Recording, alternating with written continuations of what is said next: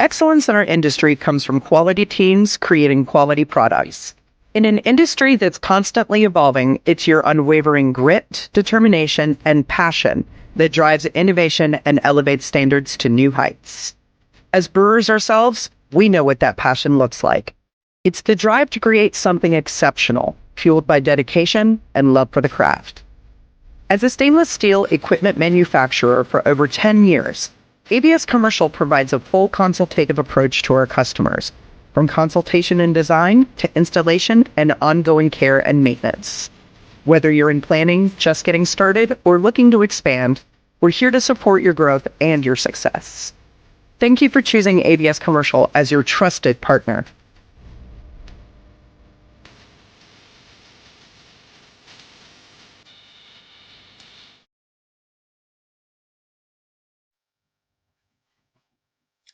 Hello, everybody.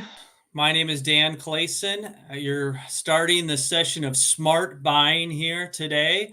3 ways to get more value for less at your brewery. So, very excited to have you join us. And as we get going here, we'll just take a minute and outline a little bit of the format for our session as people are joining.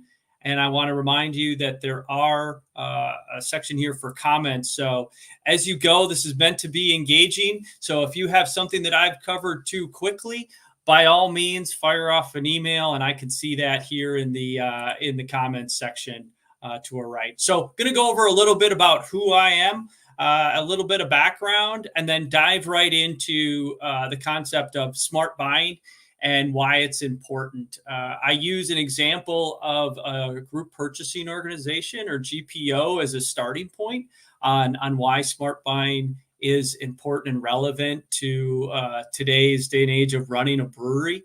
And then we get into some examples of things that you can do this week. We try to chunk this down. Our experience has been how do you take these concepts and start to enact them in your brewery and eat that elephant? So we're going to give you 3 that at the very least you leave here today and you have a few of those that are going on, and you can put them into play. Then we're going to go over some examples, real world examples. I don't like to talk theoretical, of ways that breweries in the last couple of months have put them into practice. What's the result? And if at the end you have questions, let me know. But I actually encourage you, just toss it in there as you go. Hey, Dan, can you go over that? What do you see for this brewery example? Can you give me a little bit more on that? Don't wait till the end, because you will forget, or perhaps we'll run out of time, or you'll feel like no one else asked any questions. So for all those reasons, just toss them in there as we go. So again, I mentioned Dan Klasen. I am the founder of the Beverage Federation. We are a group purchasing organization. We work with breweries, wineries, distilleries on everything that is a GPO, which is about volume contracts and putting in procurement and buying programs. I am not an accountant, and I say that with no knock against accountants, but I pointed out that what we talk about is purchasing and buying. There is some elements of what we do that go into accounting, but that's where I turn things over. I stay in my lane, they stay in their lane, and we talk about how things and decisions that you make in buying are going to help your books and your accountant's impact at the end of the year. So I'm passionate about purchasing. If you haven't been able to pick up on that, you will definitely pick up on that by the end of the conversation. Partnerships, the values of partnerships, qualifying those so that you understand that why do I stay with one provider and perhaps look for another solution? Cost savings, barbecue. I'm in Milwaukee, so we are coming up on near the end of the barbecue season. I will talk N64 if you do not want to talk procurement or smart buying. So find me at one of the many events we go to, and we can talk either about saving money or Mario Kart. It's up to you, really. And I am a big fan of consuming the great products that you guys make. I am not a home brewer. In my garage, I have my self-made kegerator where I get to store a lot of the great beer that you make. So as we get into things here, my background, I have in the past worked with a lot of larger organizations. So it has been working on larger budgets with procurement teams and figuring out how larger companies have been able to drive cost savings. And what that relates to is I have not been in the craft industry my whole career. And that's okay. And that kind of brings up our first takeaway. New business skills can and should be learned to help operate your business better. So not being in the craft industry for 20 some years has made it where I need to constantly be asking questions and not be afraid if I look like an idiot for not knowing something, better to ask and not know it, which brings up one of my favorite images. This I can really relate to, and I hope some of you too also can relate to this idea. Things are moving so fast, you're asked to be an expert in so many different areas, and I think it's best to just admit that we're not experts in so many things when it comes to HR and accounting and everything that goes into running a tap room and a production environment and all of the different hats. I find it better to recognize that where do you not know something, and then find somebody who is an expert and ask them. So that is what I do on a regular basis. When I have accounting questions, I turn to different people. When I have questions about what is this particular device in production, or what is this particular use of this, I reach out to those that can help me answer it. So a big takeaway of smart buying is getting that information from the right people. So just for a very quick tee up, we talk about smart buying. I use GPO as an example because we operate a GPO. But the elements of a GPO are cornerstone of smart buying. And so a GPO is the idea that you're using, contract volume pricing. You're looking for the best value, not always the best lowest cost, but the best value. It allows you to operate your business better, to run leaner, to find where you can save money, to find areas that are about, either switching a supply partner or staying with the supply partner. These are the concepts we're going to talk about. And I say it through the phrases, GPO is one example of doing that. But at the end of the day, there's a few important points here that we talk about. It is the idea of understanding and qualifying your supply partners. There's an element of negotiation that goes into smart buying. And there's the idea of, tracking that and finding a way. So at the end of the year, you know that all your effort was either worth it, or do you have to make some improvements? So a lot of times we'll talk about the biggest takeaway is that there are resources that can help you save time and money to do this. So to give you some examples, let's just roll out a few. I'm going to bring this up here with my email address. A lot of different ways to get you this information. Send me an email. We'll get the information. I know Andrew does a great job of putting the deck out there so you can see this and reach out or capture it from the slide. But we're going to go through a few examples. The takeaway of find organizations that can help you with saving both time and money. Sometimes saving time is equally important. So I just list a few here. I mentioned GPOs or co-ops, organizations that are set up to help you reduce your cost. To go down, there are organizations that are set up to do audits.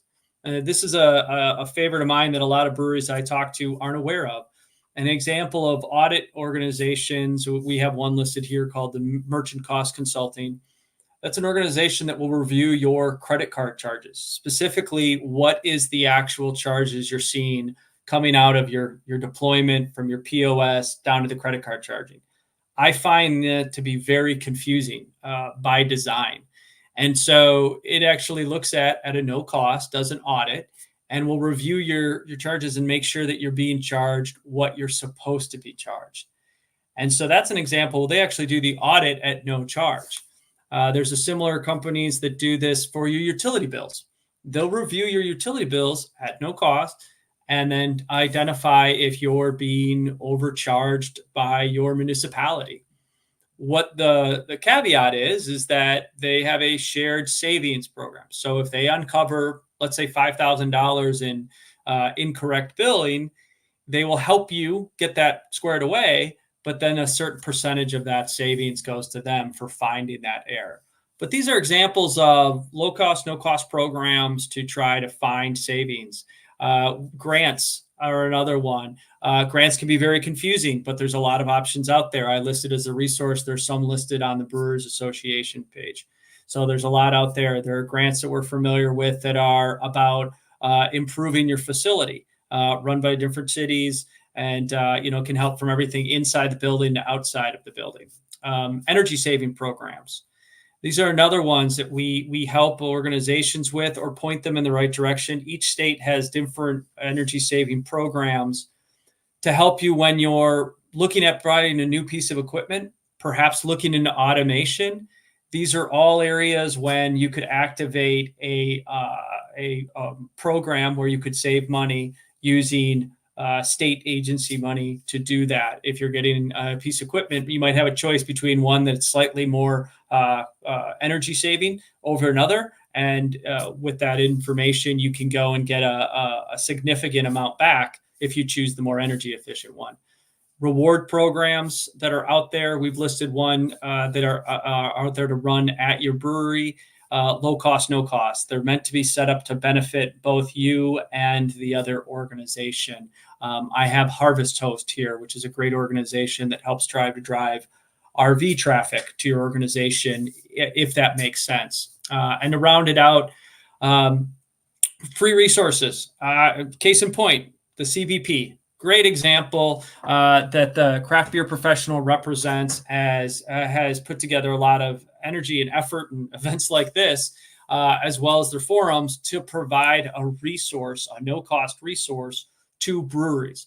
So join, engage, and utilize those as a way of driving savings. And my last example is Tapwise, different software applications.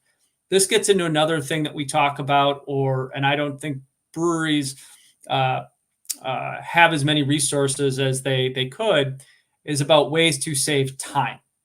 So we talk about money savings a lot as a big impact, but ways to save time is right up there.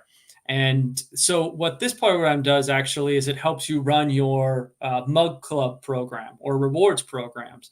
And as speaking from someone who has run and runs a mug club, I can attest to where this application helped save significant amount of hours of time in doing that, and took an exercise that sometimes could take 20 hours over a few months and bring it down to taking 2 hours. So that's another thing that we're on the lookout for and want to share and pass along is understanding that there are things that could save you time, and that in effect will have a benefit too. So as we get through, again, send an email, Dan at Beverage Federation. Happy to send you that list or additional list of low cost, no cost resources all around that are in the same vein of the GPO of ways to save time and money. So as we get into 3 purchasing things that you can do today at your brewery, I want to leave you with some examples of something that doesn't take a lot to start to enact. And we've seen a lot of success from these, from different breweries and distilleries have started to do this. I think first and foremost, before you tackle any of these, is to get over that idea of, I'm not in purchasing. I don't enjoy it. I don't know what I'm doing. I don't know what I'm asking. I'm just going to keep doing it the same way I did. This all starts from eating the elephant, just starting small. Your program will look very different 12 months from now, but it doesn't look anything different if you don't start with some kind of version 1 today. So the first and foremost, we start with just a basic Google document. Just start getting pen to paper on some of these things that fall under your smart buying category. So first 2 things, starting a playbook, having a place where you and team members can start to write down activities that would fall under smart buying. And we're going to give some examples of that. The second part of that is having a savings goal. So we work with different breweries to dial this in. So feel free to email me and I could just send you back some information. That's something we're happy to do, to just say this would be our recommendation. But the big parts of setting a savings goal is don't set it too small. Do not set it at 2% or 3%. You'll find that you'll do all this activity throughout the year to save 3%. That'll barely keep you in front of inflation, and it'll feel like it wasn't worth the squeeze. So a common mistake is setting it too small so that you hit it, but that won't feel the same way after 12 months. The second mistake we see is on the other end of the equation, setting those savings goals too high, 20, 25%. Year one savings plans do not typically reach that amount. You're kind of setting yourself up for failure in our experiences. If you uncover a lot of low-hanging fruit, great, but plan for something in the middle. So the conversation might be 7, 8, 9% of what that looks like. Another thing is to start to talk to your team about it. We're looking for areas of savings without impacting quality. That actually starts to set the mindset for the team. This isn't about going and getting the cheapest thing. This is about understanding our value and finding ways to save money, ideally without changing anything we're doing from a production standpoint or from a taproom standpoint. So that's the biggest thing. Blank piece of paper in Google as a playbook and a savings goal. What'll start to fill into that document are areas of that's the how you're going to get to, let's say, 7%. And we'll start to mention a few of these. But we see people just start to put in things there and then come back to it a little bit throughout the year. And at the end of the year, you have an outline of a playbook. Rather than waiting for someone to drop one off at your desk, that's not going to happen. You start to learn, you put things in there to look into. You start to have team members recommend something and saying, hey, is that going to work? Should we put that in the document? And it might look a little bit rough, but at least it's written down. And now you have a version 1, and you can move next year to a version 2. I'll give you an example of something to start. That brings up our second thing here. This is one that I also challenge myself in my role to do as well. So even though I'm literally in the industry and do a lot of talking with procurement and supply partners, this is something I forget to do, but it's something that is a great way to get started. We started about asking for terms. And so we've challenged some breweries to say, I imagine that if you're like most breweries, you get the typical supply vendor call. So they're calling and they're just checking in, seeing how things are going. How did the summer go? How did the fall going in? You say, everything's good. I don't need anything right now. Have a good one. This could be an opportunity to say, you know what you could do? I'm interested if you have a net 30 terms that we could get on. Is there a form we fill out? What this does is it gives them a little homework, but you can start to ask that. And let's say you ask that of all 8 or 10 reps that call you over the next 5 to 6 weeks. That gives you a good percentage. You'll hear a lot of no, but you really only need to have 1 or 2 or 3 that say yes. What you're trying to do here is to get value out of your partnership that you have with that supply partner by switching from probably a credit card payment plan to a net 30. This is where accounting starts to come on. What procurement or buying is starting to set up is a value add to your accounting. The net 30 means that you'll have 30 days to pay rather than needing to pay it immediately or prepay it on that credit card. And what that does is that helps your cash flow, something that your accountant or who do you do your accounting through will get more into. But at the end of the day, cash flow is a positive. It allows you to take in that resources, utilize it, perhaps make beer with those products that you purchased and get it out and sell it all before you're paying on it. So better cash flow helps your business. And so this is an example of a buying that helps your accounting. And it's a procurement 101 to be asking to get on terms with certain supply partners. So that's a tip that can go in your playbook as, task 1 of something tactically that you can be starting to do. Are we getting on terms?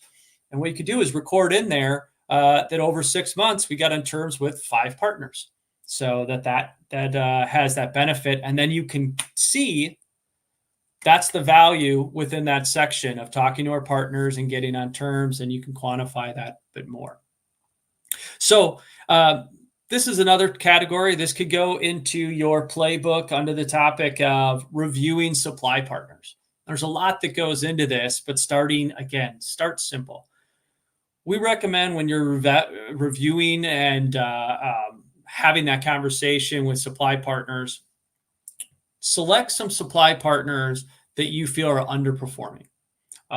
Maybe you can think of a time where things arrive late. They have poor communication, long lead time. They're the ones that you're a little worried about when they say they're absolutely going to have something there for that Friday event, and you're a little worried.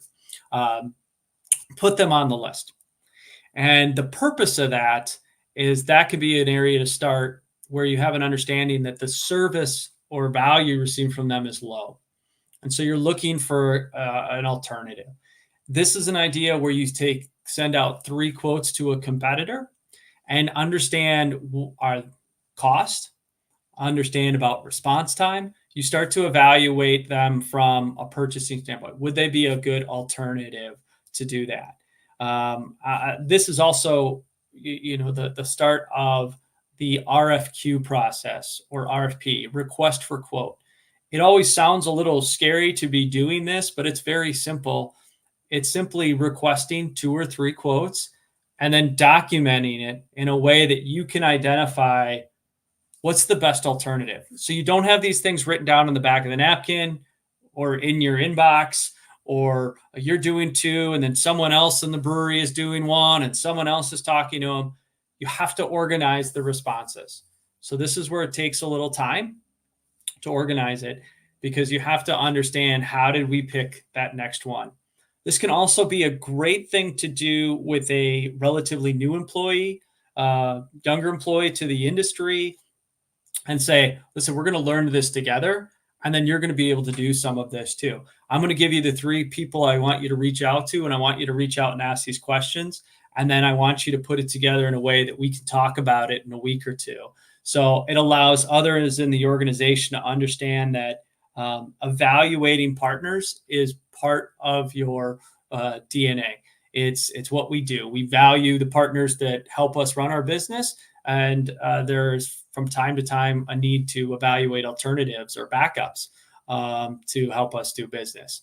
So this goes into that category as an item. Evaluating partners is an ongoing process.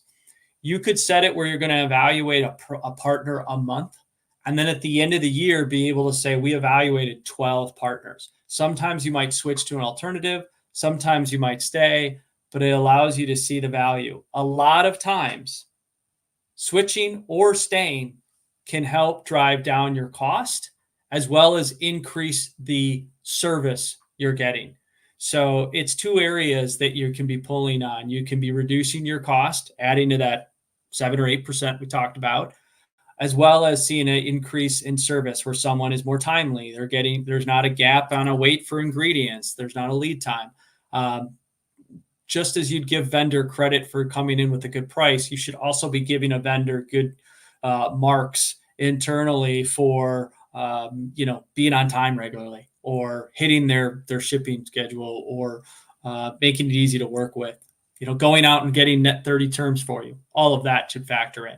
So 3 things you could start this week. You could have your blank document. You could have your savings goal. You could make it known that when a supply partner calls, you ask about net 30 terms, and you start doing your first RFQ. It sounds scary. It's not.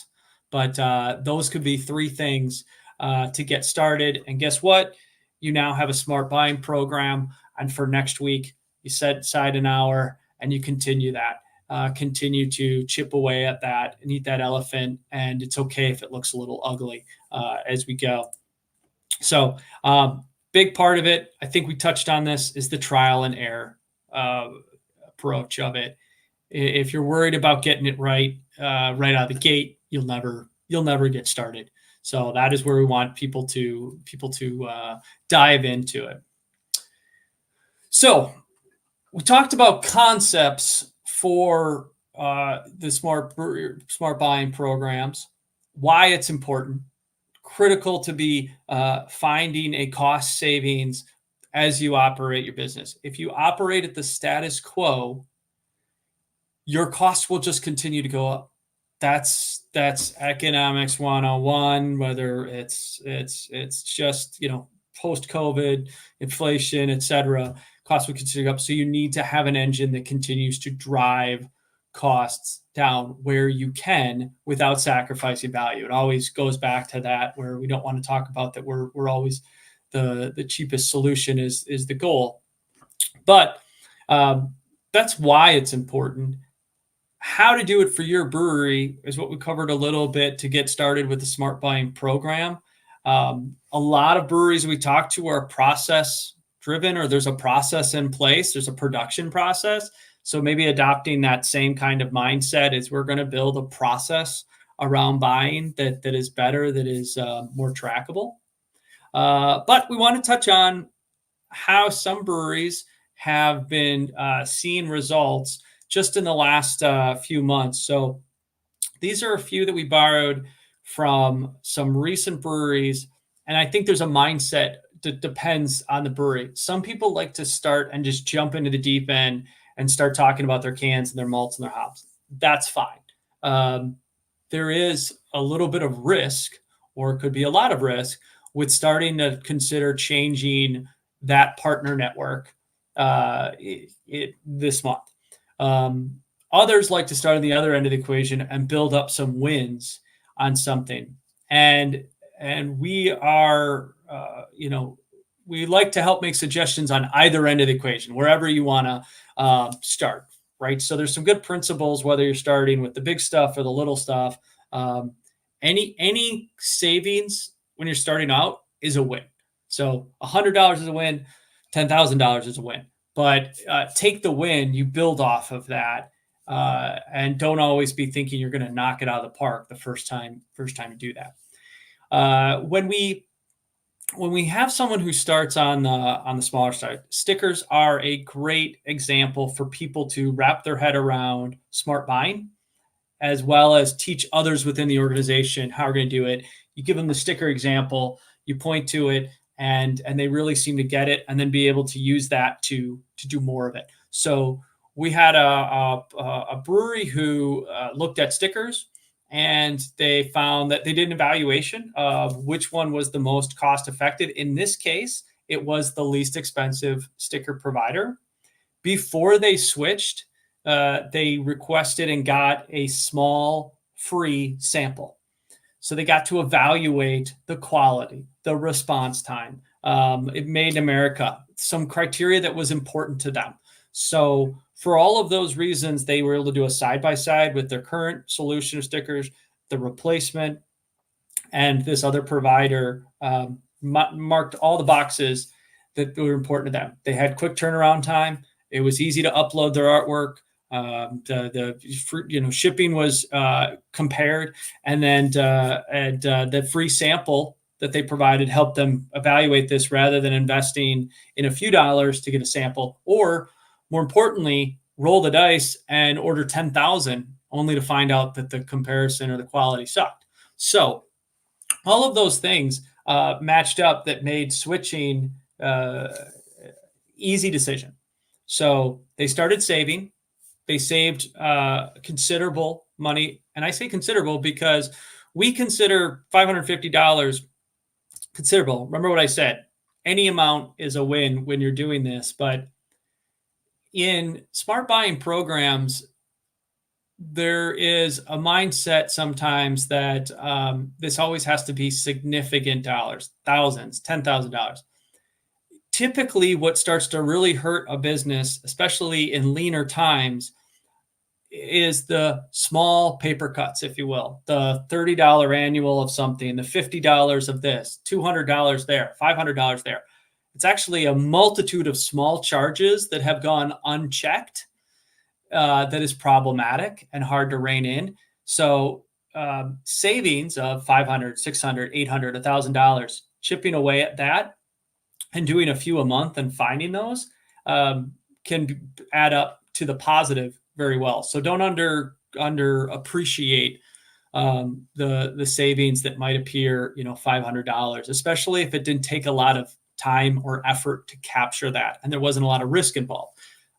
We do talk about that risk. The risk of changing sticker providers, very small when you're talking about you've done a sample order, you've checked the quantity.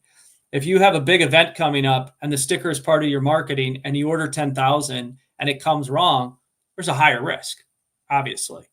So best to do some of these evaluations when you're not dependent on it needs to go flawlessly the first time. So that's why January can be a good time of year, perhaps, to do sticker, evaluation or other partner evaluations because of just the time of year. So the real savings from real brewery, and you can. One of the things that we share, and you can email me if you're curious, Dan at Beverage Federation. We give the breakout of the 6 other sticker providers that they provided, as well as who they went with, to just be transparent of that's what the RFQ, request for quote, that they did and the outcome. So the second example, this was from a different brewery that did something a little different that we also recommend and becomes part of purchasing, and you can start doing this. They reviewed the pricing of their tap handles as well as their expected volume with their tap handle partner. And they got an additional 7% off. So let me put that a different way. They needed 500 tap handles in August, but then they are anticipating that they're going to get 1,500 tap handles either in December or January. So instead of asking just for a quote for 500 in August, they did something I think is hard as a business owner to do. I struggle with it. I know others do. They shared what they were doing now and in the future. Sometimes people think of negotiation always as I got to keep my information close and I just shared just the facts, right? So they said, yep, we're getting 500 now, and we're planning on getting about 1,500 end of the year, early next year. And so what they asked, is there any way that we could get a better price on the 500? And it wasn't tied to the 1,500. And their provider provided them with a better price, didn't ask for the 2,000 in August, and wanted to earn that business and hoped that they'd get the 1,500, which I had heard that they are planning to do that with them. They're not going to shop that. So it was an interesting part of procurement that we don't always see, but this is something, an example of smart buying is starting to have communication with your supply partners that are more of, here's what I'm trying to do. Is there anything you can do? And being a little more transparent with that information and try to build that partnership. That's not what typically people do. Plus, they also say, I just needed 500. Why would I share something that is, we don't know, don't for sure 100% going to do. Now, there's a caveat. You can't be saying that every month and then not get the 1,500. But that goes both ways. That's just good partnership. They were genuine in the fact that they are thinking that's what they're going to need.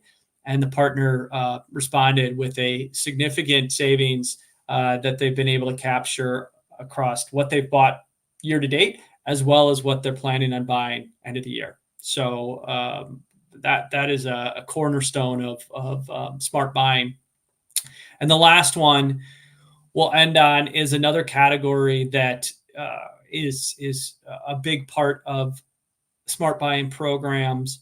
When you start to do this and start to evaluate partners and look at quotes, orders, working with your accountant, the line item of shipping has and continues to be a problematic line item. And this was an example of a brewery who went out and got 3 quotes and did an RFQ, and it was great. And they had gotten it on a drum of caustic, and everything was pretty much straightforward, except what they noticed was that two of the quotes came back with shipping and one didn't.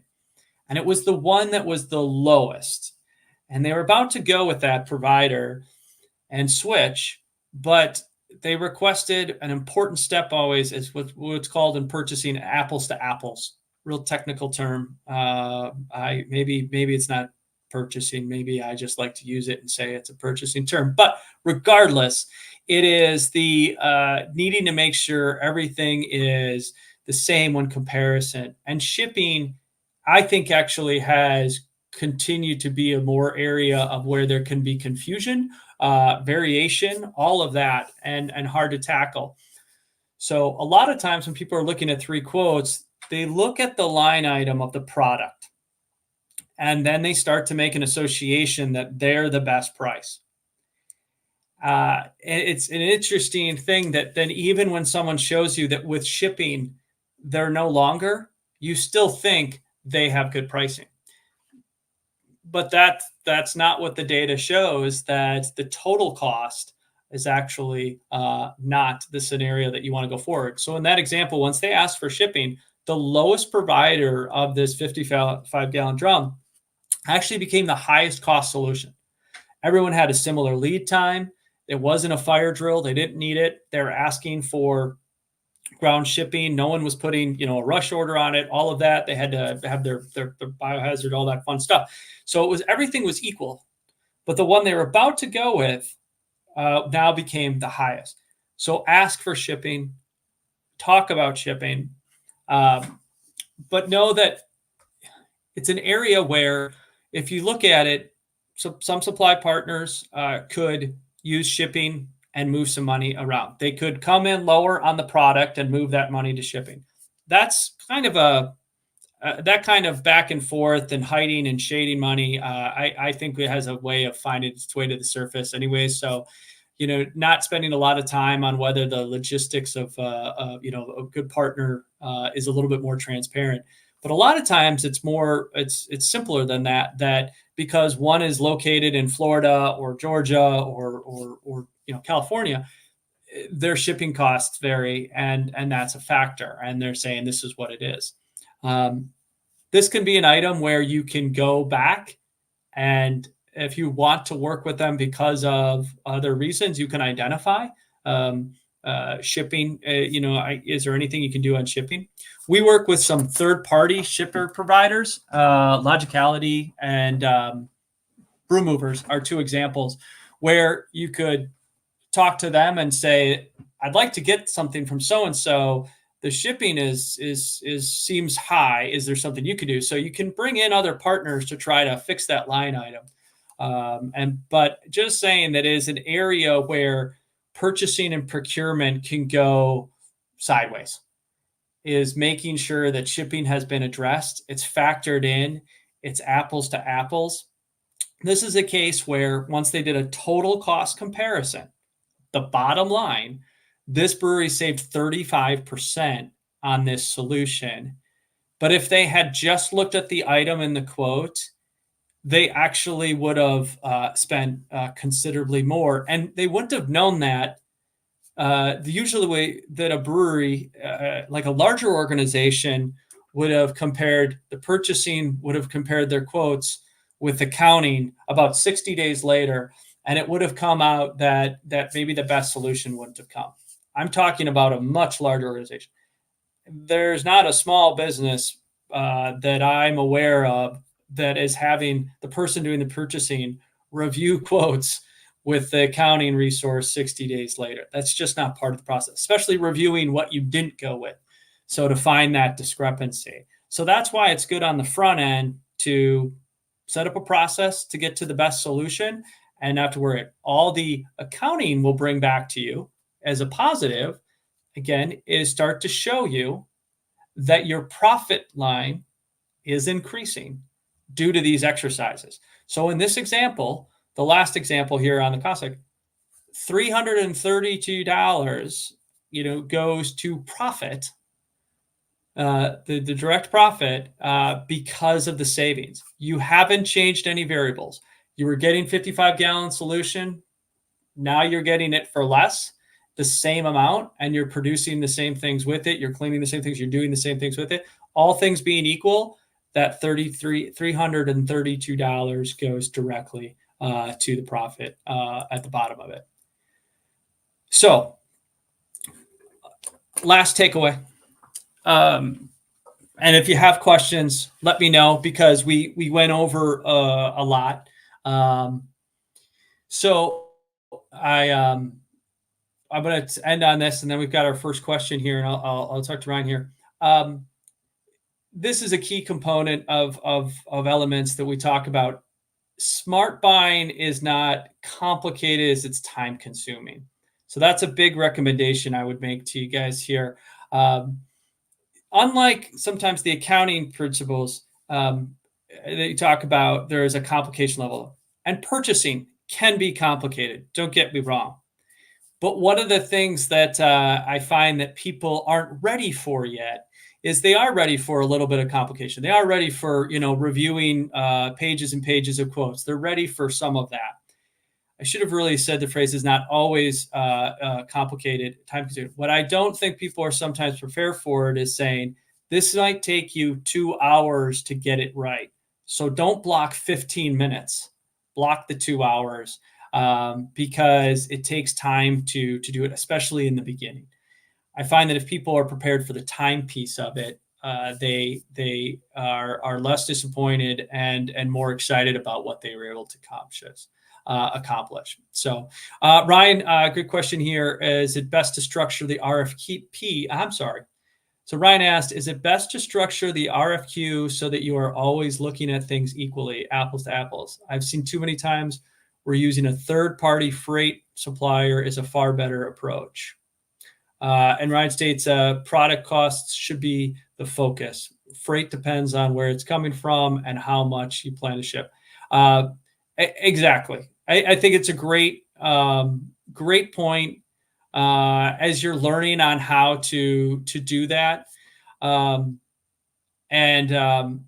it's an area where I see some of the biggest after purchase stories from people that the shipping line item caused pain, caused cost concerns, chose them to not go maybe with a provider that they wanted to go with for other factors.